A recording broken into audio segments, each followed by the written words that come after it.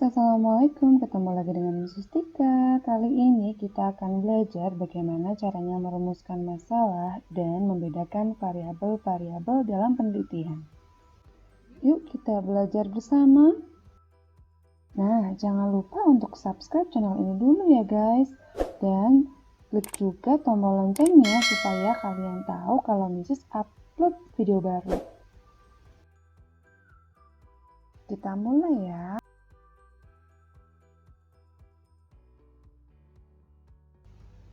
Belajar merumuskan masalah ilmiah dan membedakan variabel-variabel penelitian. Apa ya pentingnya merumuskan masalah, guys? Ya, merumuskan masalah merupakan langkah pertama dari metode ilmiah. Ingatkah kalian apa itu metode ilmiah? Bagus. Metode ilmiah merupakan serangkaian langkah-langkah yang dilakukan oleh seseorang untuk menemukan suatu jawaban dari permasalahan-permasalahan ilmiah yang dihadapinya. Dan metode ilmiah ini biasanya adalah langkah-langkah untuk penelitian. Merumuskan masalah sebagai langkah pertama itu berarti kunci dari keberhasilan sebuah penelitian harus diawali dengan teknik perumusan masalah yang benar. Ini menjadi alasan pentingnya keterampilan proses merumuskan masalah harus dimiliki oleh siswa. Ini pula yang menjadi alasan Mrs. mengangkat materi merumuskan masalah ilmiah dan membedakan variabel-variabel di pertemuan kedua ini. Ya, tujuan pembelajaran agar kalian dapat merumuskan masalah serta membedakan variabel-variabel dalam penelitian. Langkah awal dalam merumuskan masalah adalah yang jelas, untuk dapat merumuskan masalah, kalian harus terlebih dahulu menemukan masalahnya. Bagaimana caranya menemukan masalah? Caranya mudah, amati lingkungan sekitar kalian. Berlatihlah untuk peka terhadap fenomena-fenomena yang ada di sekitarmu. Dalam konteks biologi, berarti objeknya juga harus biologi ya guys.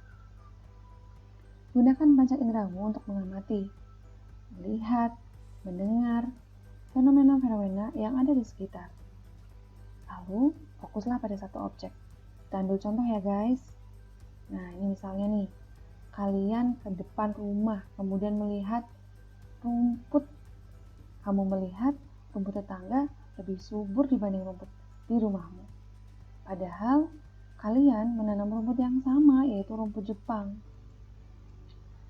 Masalah ditemukan, muncul pertanyaan, kok bisa?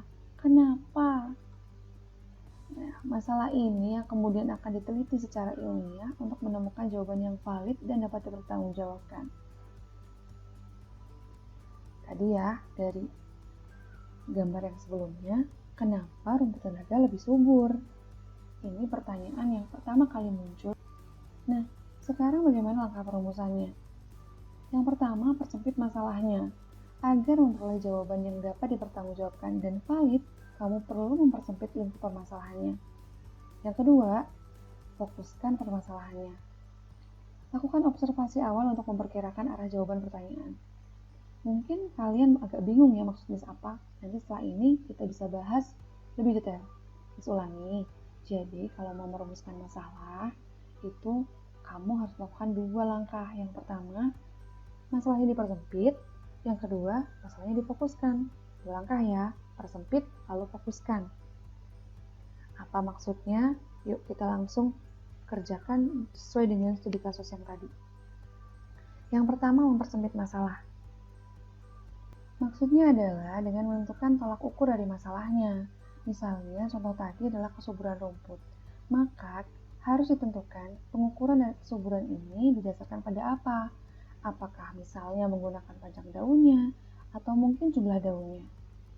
Dengan demikian, tujuan penelitian jadi lebih jelas. Hasilnya nanti pun lebih terukur, sehingga dapat dipertanggungjawabkan dan tervalidasi. Ulang ya. Jadi kan kalau kita mau merumuskan masalah, langkah pertama mempersempit masalahnya kan.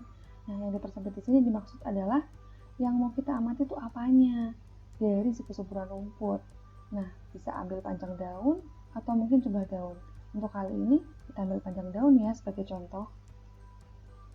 Yang kedua adalah memfokuskan permasalahan. Misalnya, hasil observasi memunculkan beberapa faktor yang mungkin mempengaruhi kesuburan rumput, seperti intensitas penyiraman, dosis pemupukan, jenis pupuk. Nah, kalian dapat memilih ketiganya nih, atau boleh juga memilih salah satunya saja. Sebagai contoh, kita fokus pada jenis pupuk ya. Sekali lagi, untuk merumuskan masalah, persempit masalahnya, fokuskan masalahnya. Persempit apa yang mau diamati, fokuskan apa yang akan digunakan sebagai faktor yang mempengaruhi. Nah, kaitannya dengan apa sih yang tadi kita bahas? Katanya itu dengan variabel ya guys.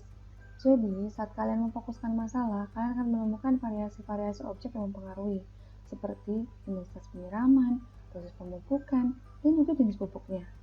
Sedangkan saat mempersempit masalah, variasi objek yang dipengaruhi misalnya adalah panjang daun. Variasi objek inilah yang kemudian disebut dengan variabel penelitian. Coba diresapi. Pas fokuskan masalah, kalian menemukan ada intensitas penyiraman, dosis pemupukan, jenis pupuk. Sedangkan saat mempersempit masalah, variasi objek yang dipengaruhi misalnya panjang daun. Baik jenis pupuk maupun panjang daun inilah yang disebut dengan variabel penelitian, variasi dari objek, baik yang mempengaruhi ataupun yang dipengaruhi. Nah, ada yang namanya variabel bebas. Variabel bebas itu adalah variasi objek yang diteliti pengaruhnya. Coba tebak, kira-kira variabel bebas kita apa ya guys? Variasi objek yang diteliti pengaruhnya. Variasi objek yang diteliti pengaruhnya. Bagus, kalau kamu jawabannya adalah jenis pupuk, maka itu jawabannya kamu sudah tepat. Kenapa? Karena pada pelaksanaan penelitian, variabel bebas inilah yang diberikan dengan perlakuan bebas atau berbeda-beda.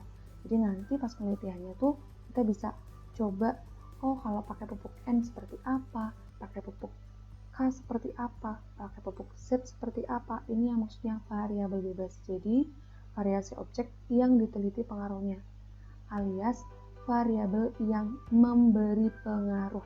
Ini garis bawah ya, yang memberi pengaruh. Kemudian sampel rumput bisa diberi perlakuan dengan pupuk N, lalu pupuk Z, dan pupuk K. Misalnya yang tadi kita sebutin ya guys. Nah, apa itu variabel terikat?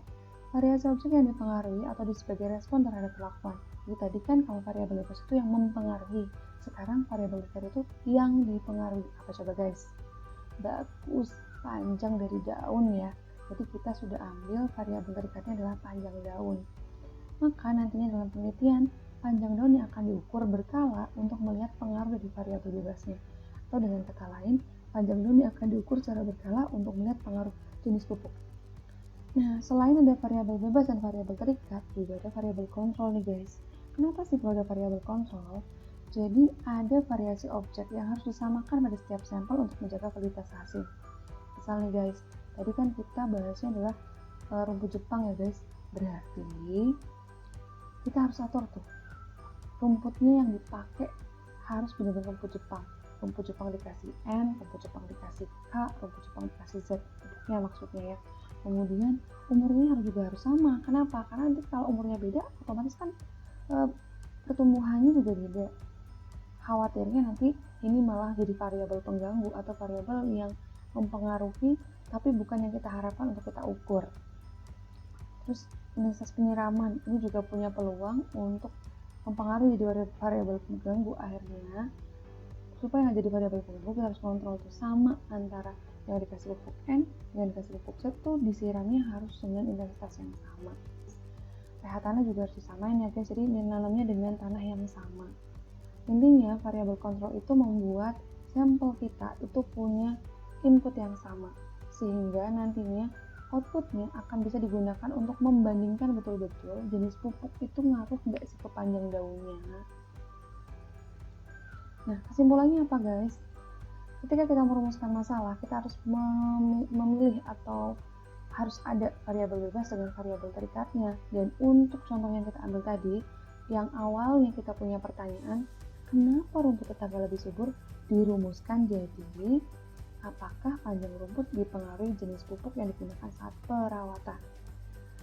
Nah, kalau sudah seperti ini, kita akan lebih mudah untuk menentukan langkah selanjutnya. Kita pun akan lebih mudah menentukan jawaban sementara ataupun menentukan teknik-teknik yang akan digunakan untuk mendapatkan jawaban yang valid atas pertanyaan ini.